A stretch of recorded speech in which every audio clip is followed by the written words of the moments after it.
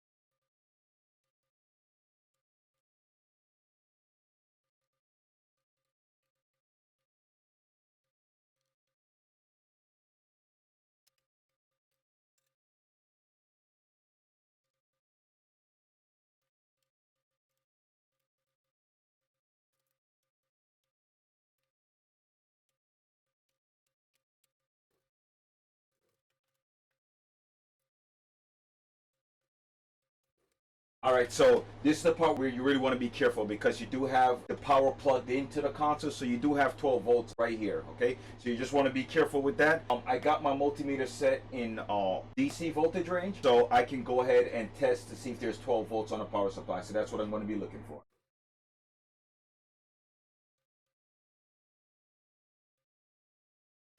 As you can see from the test, there is no 12 volt on this console.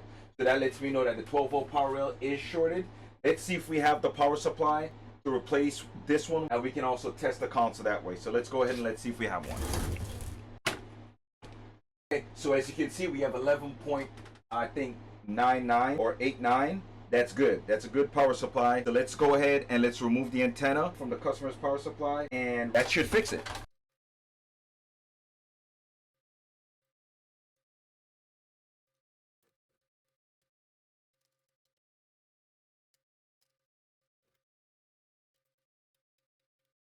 All right, so I don't have the ER, but I have the DR power supplies. I'm gonna try to see if the ER and the DR power supply are interchangeable. There's only one slight difference, but I don't think it made much of a difference inside here because it's just like a little knot on the side right here and one right here. Those are the only two difference on the power supply that I can see. I would assume that the positive and the negative, they wouldn't change because it just doesn't make any sense for them to do all that. When I look at them, they look the exact same.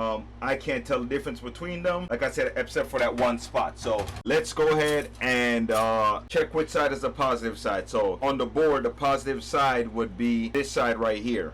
Right, so this is positive. Okay, so what I was doing there, I was checking which side is the positive and which side is the negative. I found out there's a small difference between the ER and the DR.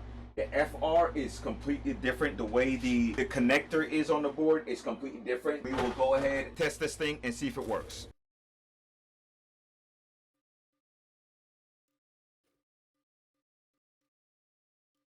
Okay, we have blue light and we have video.